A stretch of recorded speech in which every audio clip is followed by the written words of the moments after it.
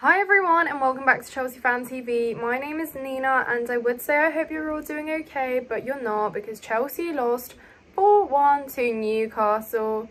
Maybe 4 is our unlucky number, but I would say it's also our lucky number because we beat Burnley 4-1 away, we beat Tottenham 4-1 away, we drew 4-4 to City, and now we've lost 4-1 to Newcastle.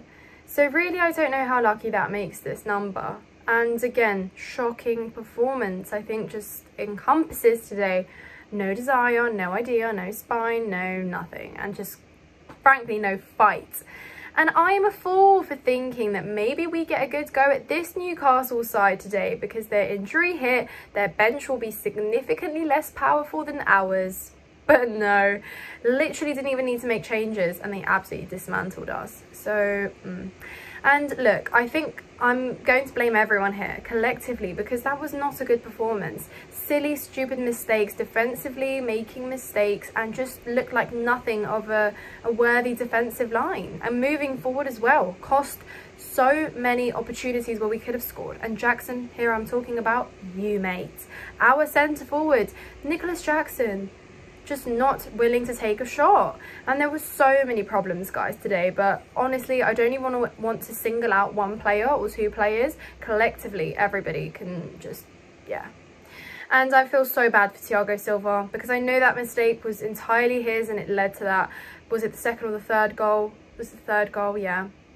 And it's so easy to just say, oh yeah, he's old and this is why he did that, but no guys, everyone can make a mistake. And I feel so bad for him. I do, because he has been absolutely brilliant, and it is that one sort of mistake where it just breaks down the whole game afterwards because players lose they lose their composure, as we did see in Reece James. That was a silly little foul, and it was obviously on a yellow, so you were asking for it, Reece. You knew it was coming.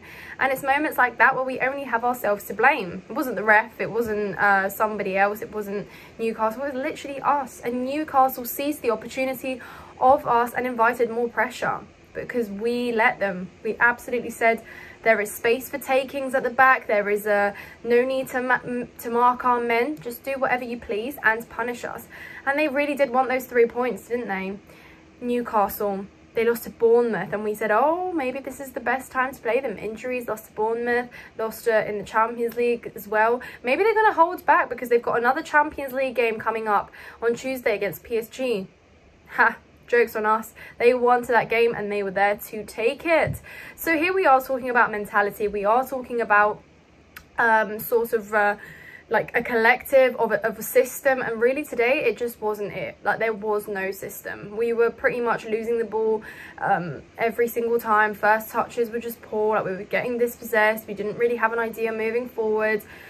Yeah, there were moments where it was a good save, but at times, and here I'm referencing Enzo by the way because I think it was a great shot from him, really good build up in attack as well, but again denied an opportunity there. Jackson overthinking it on the ball again, easily. Just take a shot, just take a shot. What's the worst that could happen? Like it was frustrating to watch, guys, and I've just been live on my channel, so I've kind of just eased off a little bit, but it still feels rough to swallow because, like I said, we celebrate these good performances, you know, against Tottenham. Maybe not celebrating a good performance, but definitely a good scoreline, and then a really good performance and still a decent scoreline even though you've conceded 4. You've also scored 4 against Manchester City. So you're still walking away into international break with some confidence, you know, you're feeling a little bit more hopeful. Maybe this is the turning point of the season, and then you are hit back into reality and you're reminded that no, things at Chelsea are not this smooth. We take 1 step forward and we take 3 steps backwards. That is how it seems to work. And yeah, clearly this isn't going to be the first and the last disappointment. And we always knew Newcastle was going to be a tough game. If you take, if you rewind like maybe a month backwards, when you knew and you were looking at this fixture, particularly Newcastle, you would have been fearing it. You wouldn't have known that they would be hit by injuries this hard, but you still would have been fearing it. I certainly was, especially considering it's at St James's Park, an intimidating place to go, not the best record. But maybe, you know, take some confidence in. But of course, and yeah, you can blame international break and you can blame exhaustion and this and that. But realistically, guys, the mentality just wasn't it today. We didn't really want it and we didn't fight. And again, it's so negative and it's so overshadowed, even though Sterling scored an absolutely screamer of a free kick, but no one's really talking about it. Yeah, when's the last time we scored from a set piece or a free kick? I can't remember certainly, but nobody's talking about it because it had to be spoilt by the amount of defensive errors we made, and we left them so much space, guys, so much space. Yeah, we fell asleep in that game big time, and so many players were on yellow cards and still no substitutions were being made. I don't understand why we left them so late. Look, you could see that tensions were rising. You could see players were making and giving away silly fouls here and there. You could see that we were certainly losing our marbles, like loose cannons at times, and still no changes were being made. So it's almost like we also like did that to ourselves. Like, changes should have been made earlier than they were, and then it was almost a joke on us. I think that bringing on those substitutions at that point in the game would have made a difference in the game. Just wouldn't have. So yeah, guys, Brighton next, isn't it? That'll be interesting.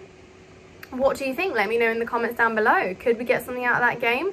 And it'd be so typically Chelsea fashion if we do get something out of that game, and it's almost just a rocky ride like that.